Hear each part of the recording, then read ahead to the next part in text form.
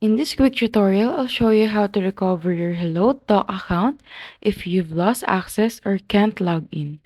First, open the HelloTalk app on your phone.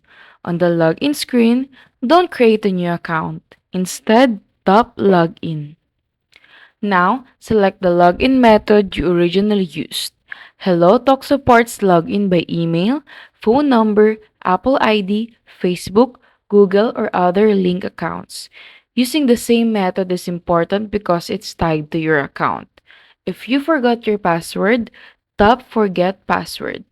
Enter your registered email or phone number, and HelloTalk will send you a reset link or verification code.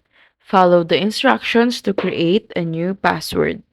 If you don't see the verification email, check your spam or promotions folder.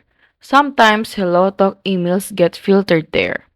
If you still can't log in, go back to the login page. Tap Help or Contact Support and submit a ticket.